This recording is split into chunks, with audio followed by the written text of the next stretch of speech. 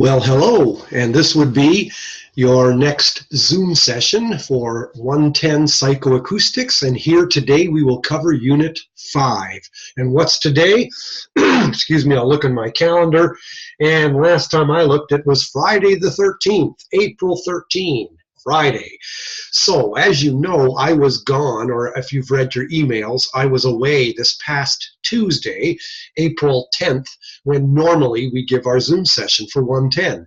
I was at a conference, Western Canadian Symposium, held in Banff, Alberta, Canada. I was there for a couple of days, and then I said to myself, you probably may want to make up this particular Zoom session. Not 120 in acoustic, I should say in anatomy, because we're way ahead in that Zoom session. We're way ahead in anatomy. So we could afford to miss a week. But in 110, I thought, you know what, we should probably do a make-up Zoom session. And that's why today, Friday afternoon, I'm holding it and I'm recording it, and I've sent you all an email about it, but I think I'll also, after this Zoom session, I will make an announcement in the 110 as well. So anyway, without any further ado, this would be Zoom session April 13th, Friday, for Unit 5. Okay, loudness and pitch. So why don't I share screen here, and we'll pull up what we've got. I hope you would get your trusty dusty notes printed up there. So I will show you the notes that I have. Okay, this is the PowerPoint presentation for it, of course, and this would be your notes, I think.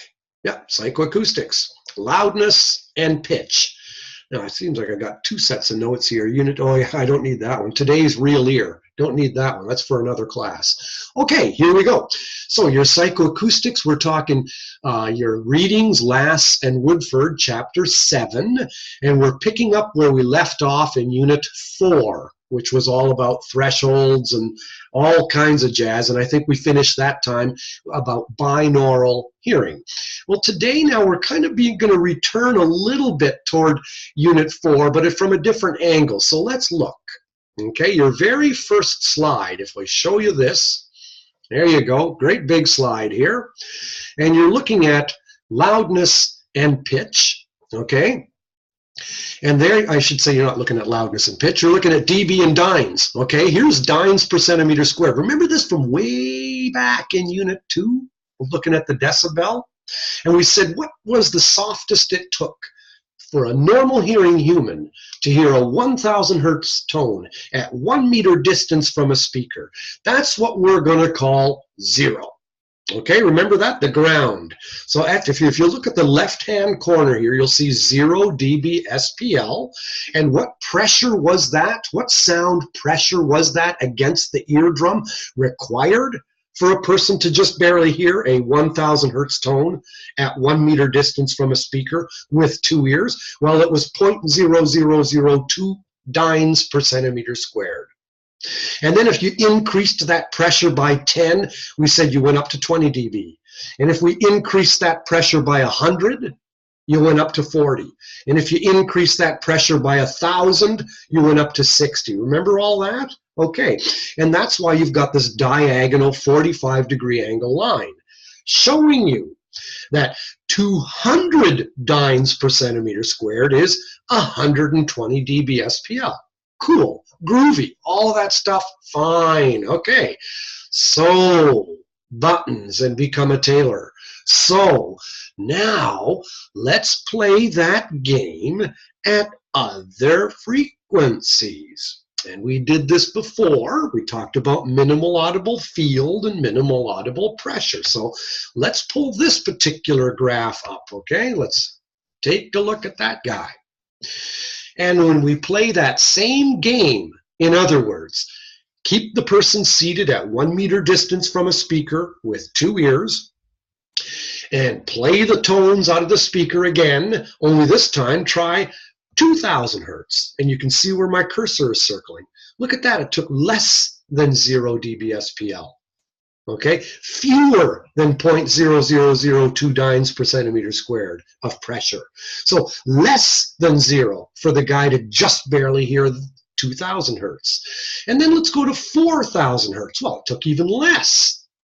And then 5,000, and then so on. And if you follow that curve, look at 100 hertz. It took 40 decibels SPL to just barely hear 100 hertz. It really hurts. So look at the difference. And when you follow that bottom curve, as we've said before, that's called minimal audible field. All you're doing is playing this game, but now you're playing it with all the different frequencies. And you'll find it's a curve. And it's a curve because we don't hear all the frequencies equally well. And the reason we don't is because of the resonances of our outer and middle ears. So let's go to our notes and read what we've got there. Loudness. Now that we're talking about the perception of loudness, okay? Remember, intensity is physics, and loudness is the psychoacoustic perception of intensity. Frequency is physics. Pitch is the psychophysical or a psychoacoustical perception of frequency. Remember, you've got on the one half intensity, frequency, and on the other half loudness and pitch. Okay, one's the science and the other one's the artsy farts. Cool. Loudness is measured in what we call fons. Loudness, and I'll highlight this, is the psychoacoustic perceptual correlate of intensity. The very fact that there's a curve, MAF, the very fact that there's a curve shows that there's a difference between loudness and intensity, because otherwise there wouldn't be a curve. Well, let's look at that. Okay, this is intensity dBSPL. If we heard all the different frequencies at the same intensity, these things would be a flat line. But the very fact that there's a curve shows that there's a difference between the intensity and our perception of loudness. Because look at the bottom curve, MAF. We hear every frequency from this one to 100 hertz to 500 hertz, 1,000, 2,000. Every frequency on that curve is heard equally loud. How loud? Just barely audible. That's how loud. Stop sharing. Each frequency along that curve, it's a curve, right? So different dBSPLs are required to just barely hear all the different frequencies. But there's a difference between the intensity and loudness because every frequency along that curve was heard equally loud. How loud? Just barely audible. That's how loud. So it's the fact, you see? So for equal loudness across the frequencies require very different intensities across the frequencies. There's the difference between loudness and intensity. So now let's go and share screen again. Have a look. So now we'll read our notes. The curves represent fons, psychoacoustic units to measure loudness as opposed to decibels. Okay? Fon curves or fon lines result from various resonances of your outer and middle ears. Your concha bowl, you've learned in anatomy, has a resonance of about 5,000 to 6,000 hertz, and it has your ear canal has a peak resonance around 2,700 hertz, basically anywhere between 1,500 and 4,000 hertz. Your middle ear ossicles all have a resonance of about 2,000 hertz. So because of all of these factors, our ears are better at some frequencies than at other frequencies. And there you go. Here's the sweet spot. Follow my cursor right here. Right there. That's the sweet spot. And that's where our most sensitive hearing is, our best hearing, because fewest decibels, SPL, are required to just barely hear all those tones. But remember, all the frequencies represented by that bottom curve are heard equally loud. And how loud is that? Just barely audible. That's how loud. Okay, then you saw another slide. Okay, let's go back here. Now you've got another curve here at 40 fons. And then you have another one at 120. Yikes, let's look at 40.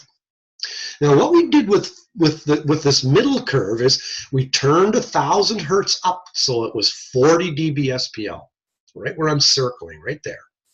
And then we said to the listener, okay, we're going to play you another tone, and you let me know when it sounds just as loud as the 1,000 hertz tone does. So we turned up 2,000 hertz, and you'll see when it was about 40, it sounded just as loud as the 1,000 hertz tone did at 40. And then we turned a 4,000 hertz tone up, and we asked the person, let me know when that sound is as loud as the 1,000 hertz is at 40. So the anchor is always 1,000 hertz at 40. And then we're comparing how intense did we need to make all the other frequencies in order for them to sound equally loud to the 1,000 hertz tone at 40. And you can see that once again, you have a curve. It's all elevated, it's higher up, but still you can see there's a curve, meaning different intensities were required for all the different frequencies to be heard equally loud to the 1,000 hertz tone at 40. You can go to the bottom one. There you go. Let's go back to the bottom one. You have 1,000 hertz at 0 dB SPL, which is the softest it takes to just barely hear 1,000 hertz. Okay, and then we said how much did we have to turn the other tones in order for them to sound equally loud to the 1,000 hertz tone at 0. And there's the big curve, minimal audible field. All frequencies along that curve sound equally loud to the 1,000 hertz tone at 0. Because you played the 1,000 hertz tone at 1 meter distance from a speaker with 2 ears, and you found out the softest it took to just barely hear that tone. Okay, and then we said we played the same game at all the other frequencies, and you came up with a big curve, minimal audible field. What was the intensity required to hear all the different frequencies at 1 meter distance from a speaker with 2 ears? Great, so all these sounds are equally loud. And same with on the 40. They're all equally loud. How loud? They're equal to the loudness of a 1,000 hertz tone at 40 dB SPL. We call that 40 fons. And so we find every frequency along this middle curve is 40 fons. Every frequency along the bottom curve is 0 fons. And look at this next one. We cranked up 1,000 hertz to 120 dB SPL. And then we asked the poor listener, okay, let me know when the other sounds sound just as loud as the 1,000 hertz tone did at 120. And we played a 500 hertz tone and found out what was the intensity for that tone to sound equally loud to the 1,000 hertz tone at 120, at 100, I'm not saying 120, okay? And once again, you've got a curve. It's flattened out though, isn't it? It's really flattened out. And that means that the intensity differences are now minimized. There's less intensity difference required across the range of frequencies for all the frequencies to sound equally loud. You see? All right. So what we're saying here is that for soft listening levels, there's a big difference across the frequencies required to hear all of them equally loud. And as we raise up the intensity, there's less and less and less differences across the frequency that you need to make in the intensity for them to sound equally loud. And this takes us to ghetto blasters and boom boxes. Have you ever looked at those things? They almost always have a loudness switch. They almost always have a bass boost. You ever see that button? And you know when you push that button in, you only push that button in when the volume is way down. Because when the volume is way down, we need a bass boost in order to hear all the frequencies equally loud. And when you crank up the volume, you don't need the bass boost anymore because because now the curve flattens out. We don't need a boost in the low frequencies to hear all the different frequencies equally loud. Get it? So this is what's kind of weird. This is, just for fun, you should go to a Costco or a Sam's Club or some crazy place like that and go where they're selling radios in the certain area, and then ask the technician or the salesperson, how come there's a bass boost button? Why is that? You're going to watch the person go blah, blah, blah, blah, blah. Of course, now you and I know. Okay, this is why. It's all because of those weird Fon curves. And when you look at that, when sounds are soft, we need a boost in the bass to hear all the different frequencies equally loud. When you pump up the volume, you don't need the bass boost anymore. Let's look at our notes. So each point on any one curve shows the relative intensity in dBSPL that it takes to hear all the frequencies equally loud. Look at the bottom curve first. This could be MAP or MAF, but we'll just call it MAF in this case. Recall, minimal audible field will always be a little bit better than minimal audible pressure. Remember that? Because MAP is the softest it takes to hear all the different frequencies with one ear under a headphone. Okay?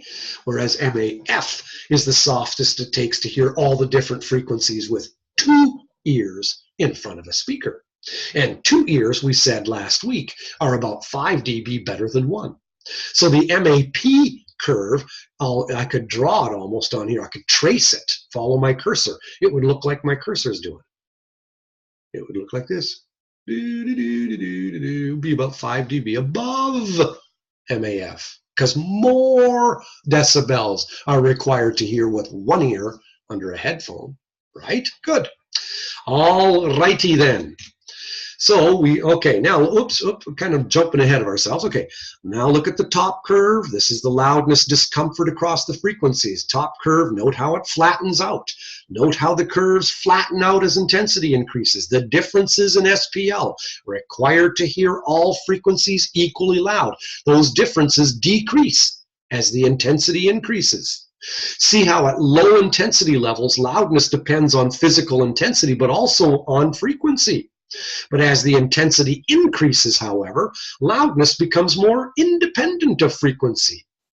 And this is a statement you might want to think about. Loudness grows like a tree. From a seed to an old tree, loudness grows more rapidly in the low frequencies. We have the smallest dynamic range. Let's look at the picture again. Smallest dynamic range. Here, look at the left where my cursor is. If you played 50 hertz, it takes about 60 decibels to just barely hear 50 hertz. But look at this, around 125, we can't stand it anymore. That's as loud as we can tolerate. So look at the bottom curve as our floor, and the top curve is our ceiling. And the difference between the ceiling and the floor, that's your dynamic range. Okay, so the dynamic range of hearing from the softest you can just barely hear where my cursor is to the loudness you can tolerate, that dynamic range is only about 50 or 60 decibels wide, isn't it? That's how big my football playing field is. But in the mid frequencies, look at how big my dynamic range is. If from 0 up to 120, it's about twice as big. Okay, from my floor to my ceiling, meaning my floor of just barely audible to my ceiling of ouch. Okay, back to our notes. Scroll on down. Fon lines show dynamic range between the top and bottom curves. The dynamic range is usually biggest for the mid frequencies and smallest for the very lows. Fon lines and stereos and equalizers. For soft music, to hear all frequencies equally loud, we need that artificial boost of the lows, and even some in the very highs. Right here, you can see over here, but you know what? We concentrate mostly on the lows in boom boxes. We really don't concentrate on boosting the highs. Anyway, Fons center around 1,000 hertz. 1,000 hertz tone at 40 dB SPL is heard at a loudness of 40 Fons. Right there. Okay, and every frequency along the curve, that's all for all the different frequencies along this curve are heard equally loud to that 1000 hertz tone at 40 dB SPL, and we call that whole curve 40 fons. We call this whole bottom curve 0 fons. The whole top curve 120. Back to the notes. All right, 1 son is the loudness perception for normal hearing for a 1000 hertz tone at 40 fons. You're thinking, my God, is this guy ever weird? Well, look at this. Okay, there you go. Okay, right where it's drawn. 40 fons, 1000 hertz tone turned up to 40 dB SPL is heard fairly soft. Because what's ambient room noise? Around 40 dB SPL. Okay, so it's pretty quiet. You know, 40 is softer than average speech. Average speech is about 65 dB SPL. A soft whisper is about 50, maybe 55. So 40 fons is pretty quiet. It's fairly quiet.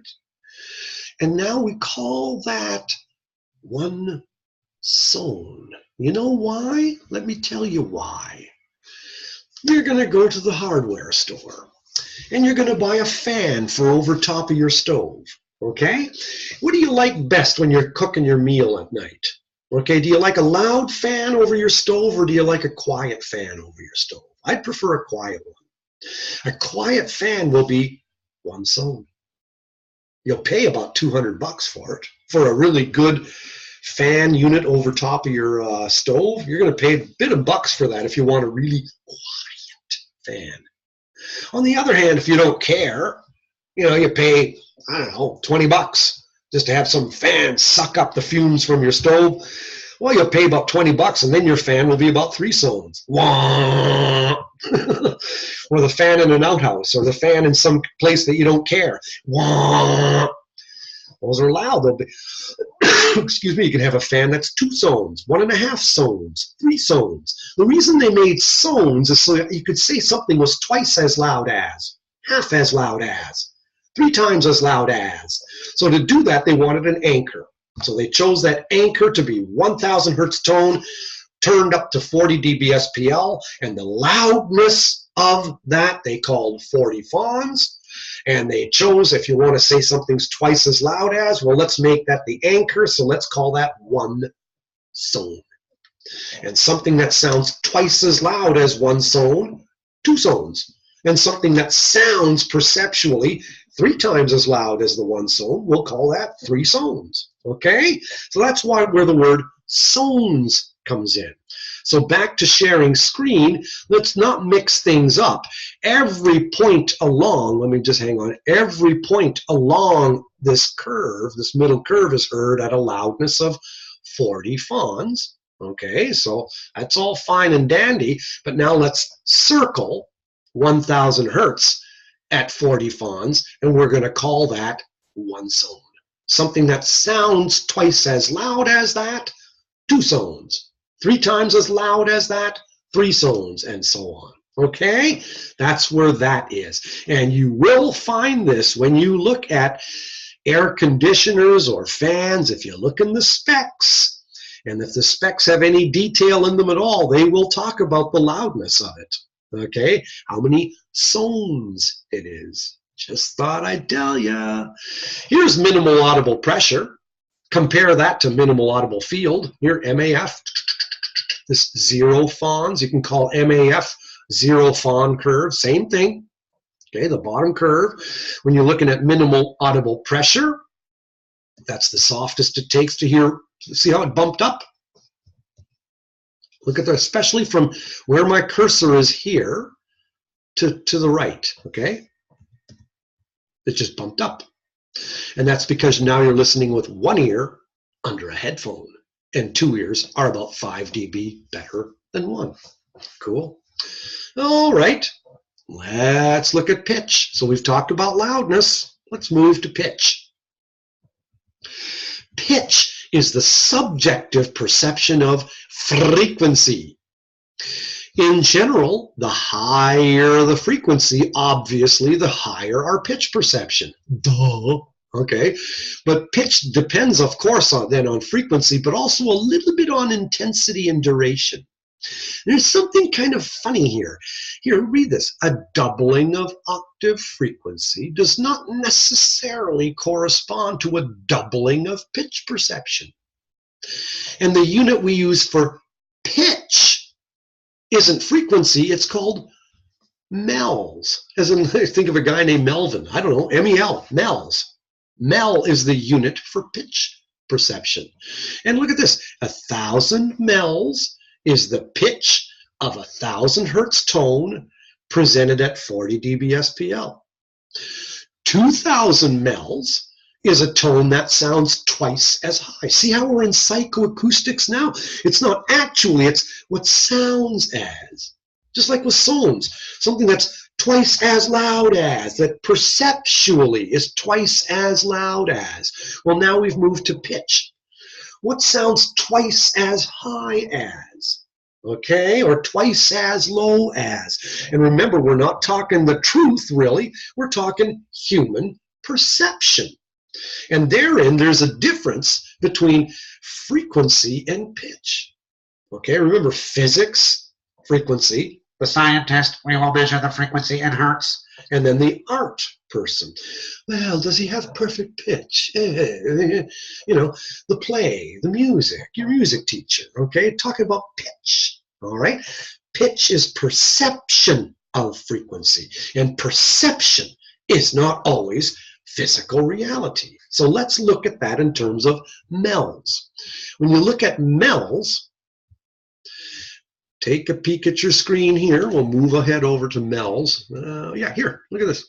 All right, mels. All right, look at the frequency, 1,000 hertz tone.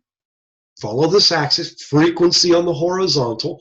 Pitch is in the vertical, okay? Frequency is in hertz. Pitch is in mels.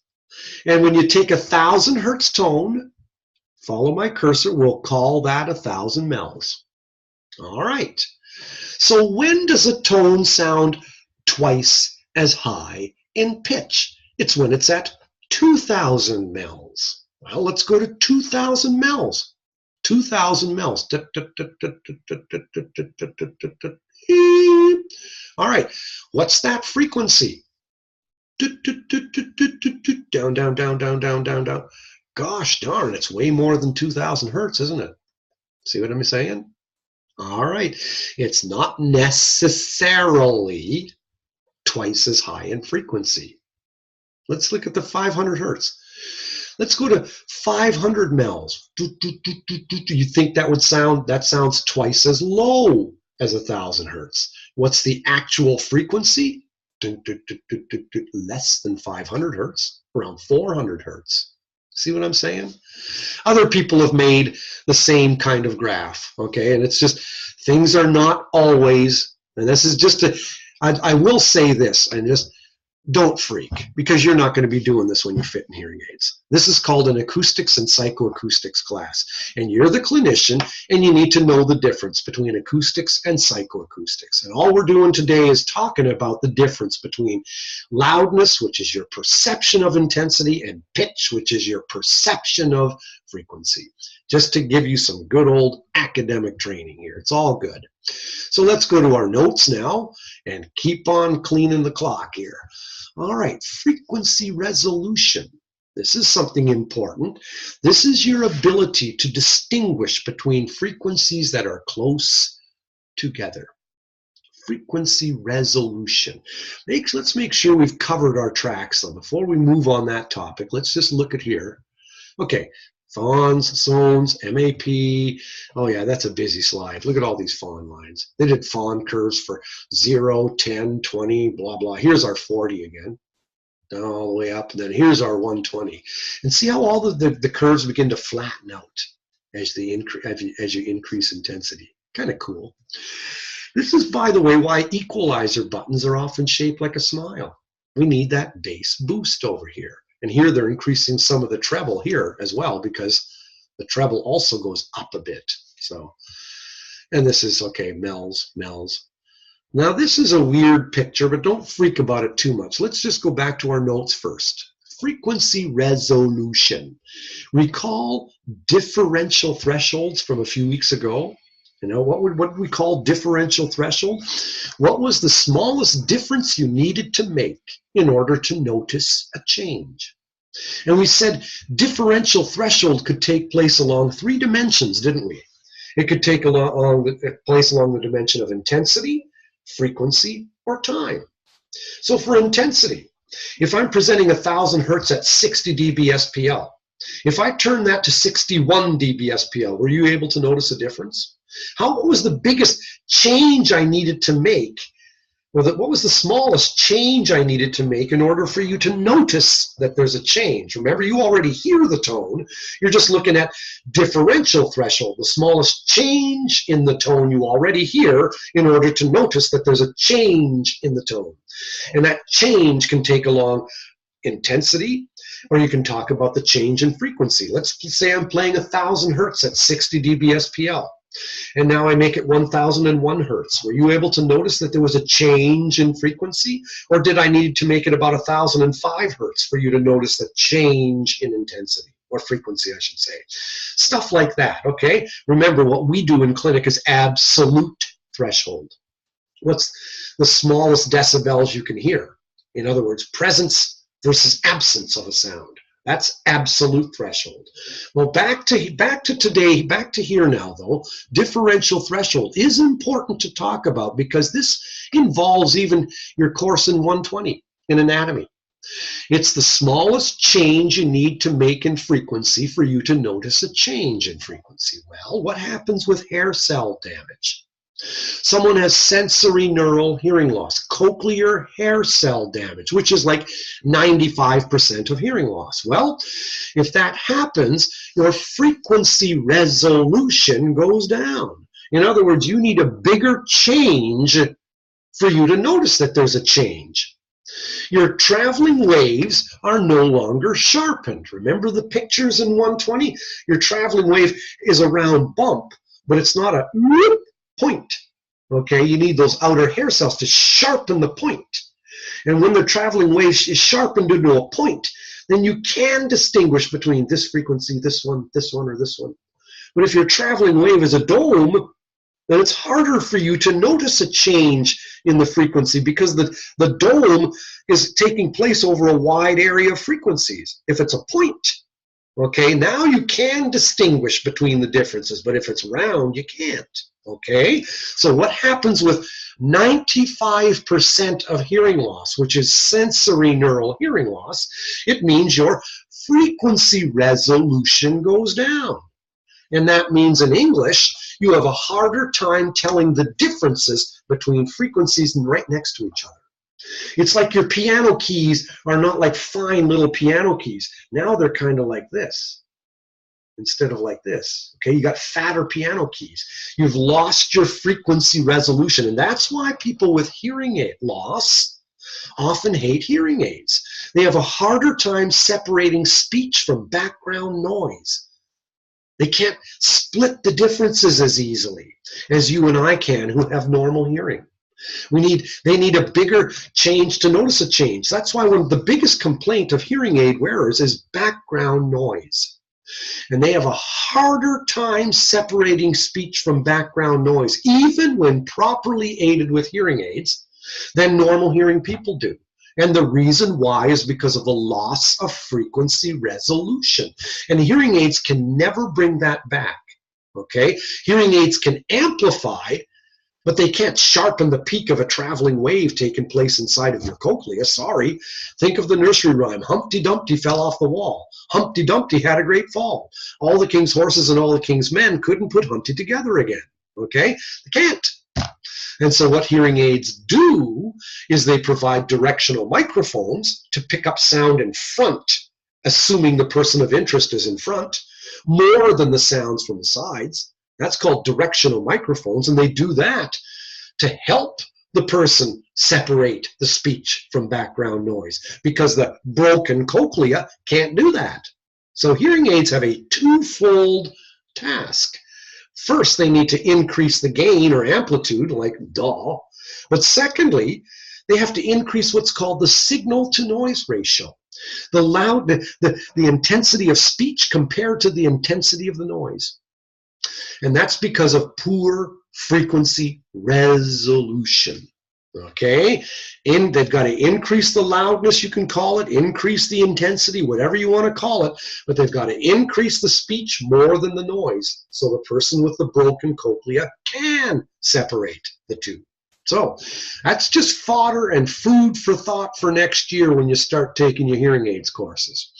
All right, frequency resolution goes down with sensory neural loss and damage to the outer hair cells. They have a larger delta F, remember that? A larger just noticeable difference is required for them to tell a difference in frequency. So of the three differential frequencies, differential threshold for intensity, the same for frequency, the same for time, the most important of these is the differential threshold for frequency. And that goes down with hair cell loss, making hearing aids have a great name, hearing aid. Okay, they can help, but they'll never replace the real McCoy. Remember Humpty Dumpty. Poor frequency resolution requires an increased signal to noise ratio. Now, if we look at this next page here, you'll run into a couple of oddities here. This don't worry so much about this slide. It's just it gets kind of busy. I don't know. Don't worry about it. Oh, let's see. We could. No. Let's see. Where am I going? Let's just take a look. See here. Oh yeah, look at all these. Why don't I show this to you? Great. Okay, this is your anatomy. This is from your anatomy class. You're looking at a cochlea here. You're looking at the outer hair cells pulling down so that the hairs of the inner hair cells can get bent. Here's the hairs of the inner hair cells. When sounds activate the cochlea that are greater than 60 dB SPL, this action of the outer hair cells isn't needed. But when sounds activate the cochlea and those sounds are softer than 50 or 60, the outer hair cells are needed to pull this tectorial membrane down to bend those stereocilia, so that they can send a message up to your brain. So here's an active traveling wave. I should call it a passive. Someone with damage to these outer hair cells. The person hasn't got the sharpening. Look what's taken place here. There's two things from here. There's amplification and sharpening. Amplification because they made the wave bigger, and sharpening because they pulled it into a point. So this person can separate frequencies close together. This guy can't. And outer hair cell damage happens in 95% of hearing loss, leaving people with passive traveling waves as opposed to active traveling waves. Just thought I'd tell you. Outer hair cell contributions to the traveling wave. Sharpening. Okay, very important to see. Why hearing aids for ears ain't like glasses for eyes. Here's two traveling waves on the top, close together. Here's the same thing when the person has lost outer hair cells. And now when you put a hearing aid on, you're at the bottom. You've made the traveling wave bigger, but you haven't sharpened it. You haven't made it like the top. Okay? That's why directional microphones are required to help increase the signal to noise ratio, because the person with a damaged cochlea has reduced frequency resolution and has an inability to distinguish between frequencies close together. Now, when you think about the eighth nerve, here's a person with hearing loss, and here's minimal audible pressure, that blue line, the bottom blue curve, MAP. Remember, capital IS is underline, bold-faced, italics, MAP is the flat 0 dB HL line. Okay, remember that from the past unit? All right. So here it's showing you on an audiogram in dB HL. This is showing you what happens with sensory neural loss in dB SPL. And you can see the floor is elevated, the ceiling is not. The dynamic range has gotten smaller in the high frequencies now. Remember what hearing loss is. Okay, your dynamic range has gotten narrower. Your loudness tolerance hasn't changed. Your floor of hearing sensitivity got worse. So instead of me standing on the floor and having all the room to the ceiling, I'm standing on the table and have less room to go to the ceiling. Anyway, just remember that. We've covered that before, but it's always good to review it. So now you're looking at an eighth nerve. And the eighth nerve, as we said in anatomy class, has thousands of fibers, right? And the fibers come from the base as well of the cochlea and the apex of the cochlea. And notice how the fibers from the apex of the cochlea, the low frequency fibers, are wrapped inside. And the high frequency fibers are wrapped on the outside. So that shows you too that the eighth nerve is tonotopic, just like the cochlea. Specific frequencies are represented in specific places. Remember that? Well, these are tuning curves. So what we did was we chose 6 fibers. Remember, you have 30,000 fibers. We chose 6. Okay? And we figured out what was the favorite firing frequency, FFF, favorite firing frequency of these 6 particular neurons. Remember, we chose 6 fibers. And if you're looking at them, you'll see they kind of look like backward check marks. So let's look at this one on the right. Notice the bottom, the horizontal axis is frequency, and the vertical axis represents the decibels required to get that neuron fiber to fire. And look, there's a point, and that point is at this particular frequency. And it means that, you know what? Fewest decibels were required to get that particular neuron fiber to fire, but only at that particular frequency. If you moved away from that frequency in any direction, way more intensity was required to get that neuron fiber to fire. So that shows you that the fibers as well are tonotopic. The bottom point of a tuning curve, these are called tuning curves, and they show that the eighth nerve fibers are also, just like the cochlea, tonotopic. Specific frequencies are represented in specific places. So this top right fiber likely comes from one of these outside fibers. Okay, these represent high frequencies at the base of the cochlea. So yeah, the characteristic frequency, the favorite firing frequency of that particular neuron, maybe we'll pick this one right here. Pick that neuron, okay? Its favorite firing frequency happens to be at this frequency. So that frequency gets that neuron fiber to fire. But you need the least intensity at this particular frequency to get that particular fiber to fire. And you'll notice there's 6 tuning curves here. They all represent different neuron fibers from the eighth nerve. Tuning curves. Okay? Don't worry about that. When you have hearing loss, okay, sensory neural hearing loss, now we're looking at the red line, the red curve. Here would be a normal tuning curve from some particular eighth nerve fiber. And here would be the tuning curve from that same area of the cochlea, right? I could call it the same area of the eighth nerve, I should say, when you have sensory neural hearing loss. So take the same fiber, but now you've got outer hair cell damage. Well, guess what? More decibels, look, see, follow my cursor, more decibels are required to get that fiber to fire.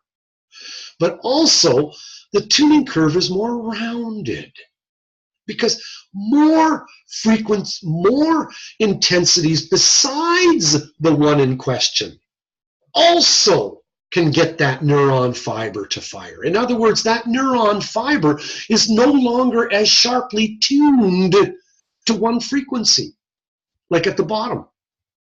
Okay, that neuron fiber is, in a normal hearing person, is specifically tuned to this frequency.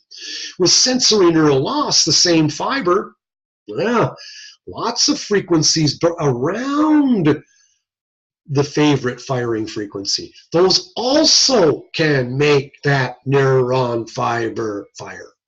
See what I'm saying? So the traveling wave, this roundedness experienced way over here, this right here, this is reflected further up the system. You'll see it in the cochlea, and you'll also see it in the eighth nerve. Okay? That carries on. It's like a theme of a book. It's like a river underlying the field, okay? So the rounded passive traveling wave is reflected further on up in the eighth nerve. No longer do the specific fibers have a particular favorite firing frequency, but it's more mushed up now. And you'll see the roundedness, it's elevated, so more intensity is required to get that neuron fiber to fire. But in addition, other frequencies besides that, the one in question, can also make that neuron fiber fire. The tuning curves are more rounded. So now we'll stop sharing here and go back to our good old, here we go, if I can get out of this. There we go, and then go back to our notes. All right, so that's what's all covered here. Okay, now let's take this particular unit and draw it to a close. Here there's two theories, okay, in terms of pitch perception. There are two theories of pitch perception. One theory is called the place theory. And that was founded by a guy, as we met in 120, called Helmholtz. And Helmholtz was the first one to say that the cochlea was tonotopic. Specific frequencies are represented in specific places, specifically highs at the base and lows at the apex. Cool, okay? And that's what he was saying. The traveling wave stimulates hair cells in a particular cochlear region, blah, blah, blah, blah, blah, blah, blah. Then you had this guy, Rutherford. Now, Rutherford didn't really buy the place theory. You see, science is kind of like that. If a theory doesn't explain everything, okay, if a theory doesn't explain everything, then you got to adopt another theory, or you got to add to the theory. What do I mean by that? Well, when scientists make a theory, they believe it explains all the things that they see. So the place theory really described how the cochlea was tonotopic. Sounds all good to me, but now let's talk about a motorcycle revving. And you're hearing a motorbike revving.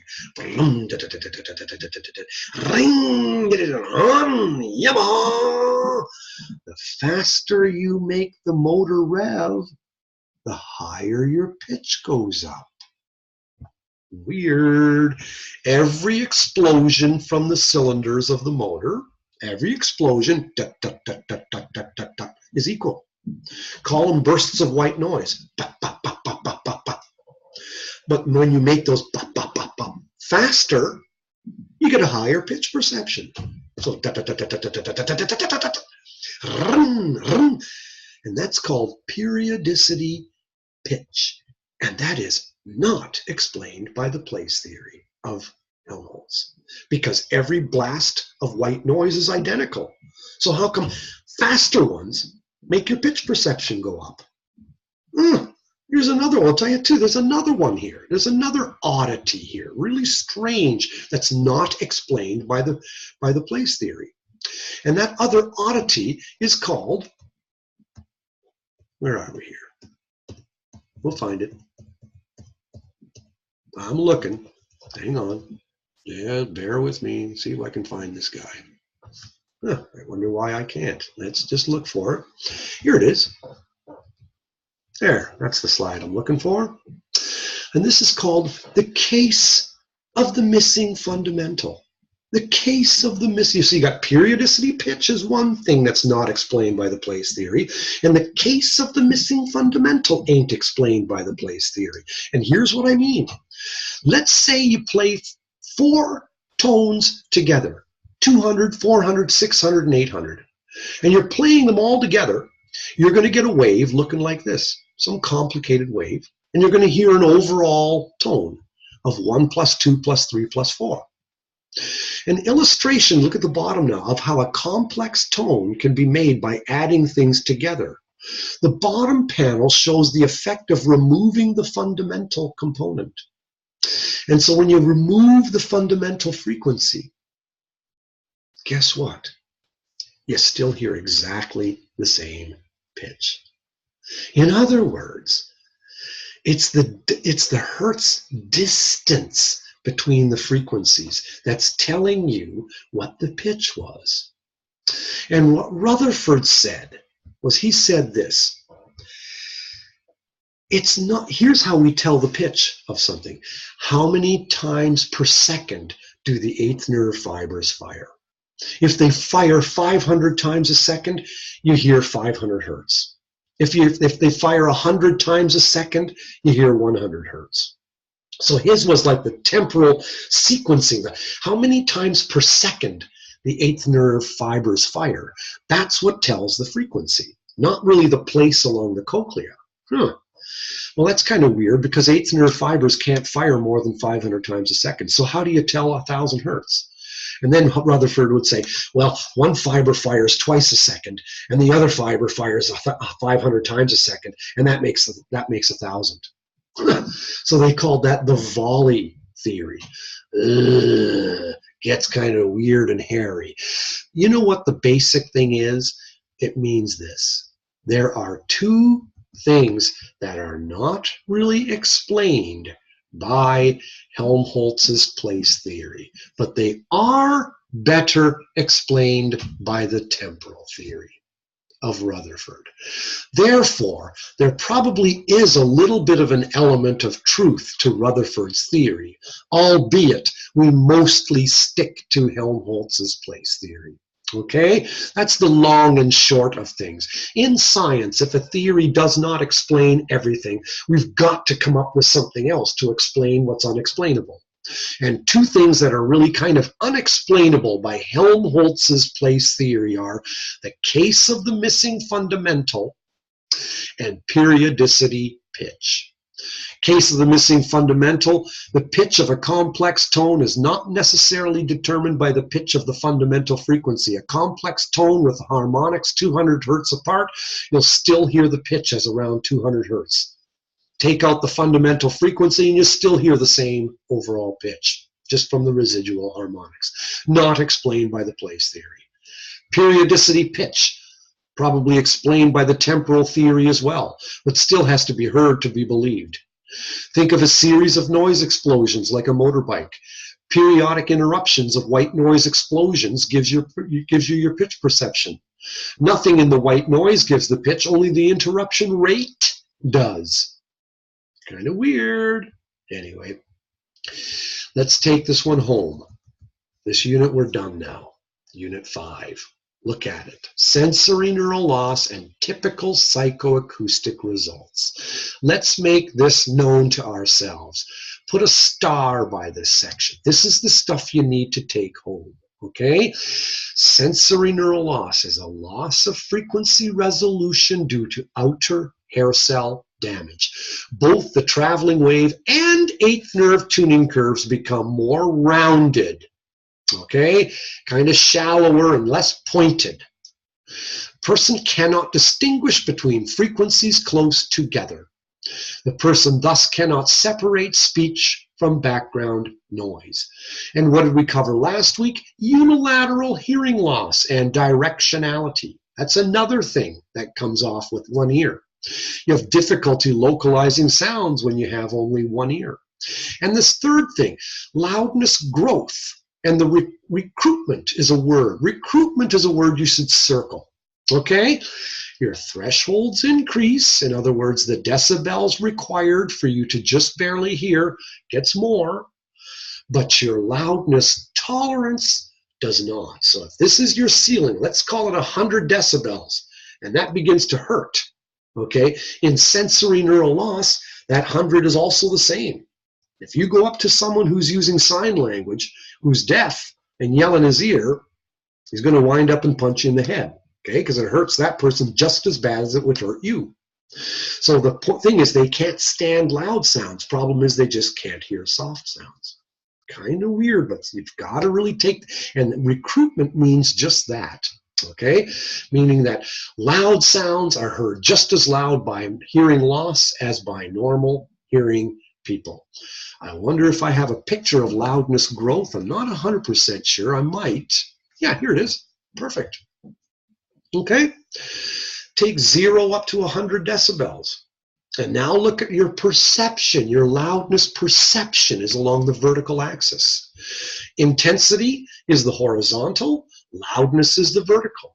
And look at loudness growth, the diagonal 45-degree angle line. To a normal hearing person, 10 is really soft. To a normal hearing person, 50 or 60 is, follow my cursor, comfortable. To a normal hearing person, 100 is too loud. Now let's cause hair cell damage. Let's take outer hair cells, cause hair cell damage. Now you've got impaired loudness growth. Now the person can't hear until 50 or 60 because remember, outer hair cells help inner hair cells pick up sounds below 50 or 60. So now 50 or 60 sounds very soft to the person, and yet 100 sounds too loud. That's called recruitment. Put a circle around the top here. That's recruitment. That's what that word means. And now look at the arrows. Hearing aids have to therefore amplify soft sounds by a lot, average sounds by less, and loud sounds by little or nothing at all. That partly explains why hearing aids cost so much. Okay? Think about them. They're like an amplifier that has to change the amount by which it's amplifying constantly without you touching the volume. Nothing. It just changes. How come? Because it's trying to imitate what the outer hair cells used to do. Okay? So soft sounds are going to be amplified by a lot, average sounds by less, and loud sounds by little or nothing at all because of recruitment. So think of hearing aids as tiny little amplifiers that are constantly changing the amount by which they amplify. Remember, the ceiling of loudness tolerance didn't change. It's just that the floor went up. All right. Very good. Well, I think we're making great progress here. Just about ready to take this guy home. All right. Look at your notes now. Okay, that's what this third point is here. So implications for hearing aids, the word is called compression. And they call it wide dynamic range compression. It means they've got to take a big dynamic range and shrink it into a smaller one. They've got to amplify soft sounds by a lot, average sounds by less, and loud sounds by little or nothing at all. What's that called? Compression. What specific type? Wide dynamic range compression. It's the most popular hearing aid innards or guts today. It's used all over the world, and it's used in almost every hearing aid circuit. Anyway, the effects for speech, obviously you've covered this way back. Okay, vowels remain audible while consonants do not. High frequencies require the most amplification. Clients want clarity, not just more intensity across all the frequency. They hanker for clarity. Okay? Look, this guy's got high frequency loss. His floor is elevated. His ceiling is not. His dynamic range is smaller. So compression has to lift up soft. Whoa, don't do that. Compression's got to lift up soft sounds and bring them over here. It's got to amplify average sounds and put them over here. It's got to amplify loud sounds and leave them alone. This is the last slide. I believe it is. Yep, 28 of 28. Here we go. Presbycusis. High frequency consonants not audible. Trouble hearing treble. The trouble with treble. Okay? Normal hearing is your X's and O's. Very few decibels required to just barely hear. Hearing loss being shown here. So look at the letters of speech, and you can tell which ones are audible. All the ones that when you hold your hand to your throat makes your throat vibrate. Those are loud and low, but are very soft. They're high frequencies. This person can't hear those. And that's why most amplification has got to take place in the high frequencies. That's where the hearing aid's got to do most of its work. Look at the blue lines, wide dynamic range. The red lines, smaller dynamic range. WDRC, wide dynamic range compression. Amplify soft sounds by a lot. Look at my cursor on the side. Soft by a lot. Average by less. Loud by little or nothing at all. You will learn much more about compression and the way it works in hearing aids and all of that next year. This year, you're learning all the reasons why it had to take place in the first place. So I think we've done Unit 5. We are finished. Glad I held this makeup Zoom session. It's all good. So I will close here, stop recording, and then I'll upload it as a YouTube and I'll put it into Unit 5. All right? Adios. We'll see you when we look at you. Talk to you later. Pause, stop recording, hit